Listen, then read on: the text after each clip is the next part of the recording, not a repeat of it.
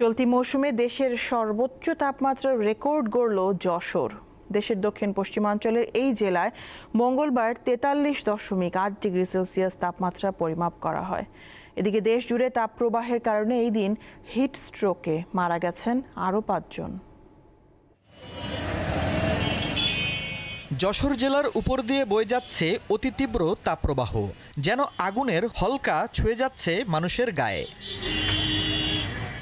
দেশজুড়ে টানা তাপপ্রবাহের মধ্যে মঙ্গলবার দেশের ইতিহাসের দ্বিতীয় সর্বোচ্চ তাপমাত্রা রেকর্ড করা হয় যশোরে।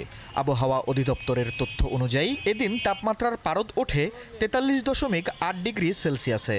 যশোরে যেভাবে আপনার গরমের আজকে মনে হয় ৪৩ ডিগ্রি চলতেছে, তবে যে অবস্থা এখন এতে মানুষ টিকাই বড় কষ্ট এবং লোক বলায় বাজিয়া গেছে, যে ডায়রিয়া বাড়িয়ে যাচ্ছে এই অবস্থা।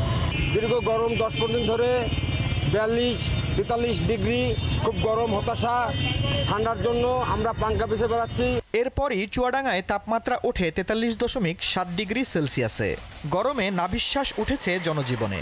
প্রচণ্ড রোদ, তাপমাত্রা বেশি, আমরা অল্পতেই ক্লান্ত হয়ে যাচ্ছে, কাজ করতে খুব কষ্ট হয়ে যাচ্ছে।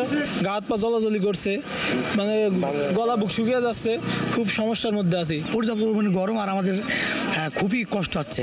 প্রায় একই অবস্থা অন্যান্য জেলাগুলোর। রাজশাহীতে ৪৩, ঈশ্বরদীতে ৪৩.২ ও সাতক্ষীরায় ৪২.২ ডিগ্রি সেলসিয়াস পর্যন্ত তাপমাত্রা ওঠে। চলমান দাবদাহে স্বাস্থ্য অধিদপ্তরের তথ্য মতে গত ৭ দিন সারা দেশে হিট স্ট্রোকে ১০ জনের মৃত্যু হয়েছে। মঙ্গলবার আরও ৫ জনের মৃত্যু হয় বিভিন্ন জেলায়। এর মধ্যে নাটোর সদর ও নলডাঙ্গায় তাপজনিত কারণে ২ জন অসুস্থ হয়ে মারা গেছেন।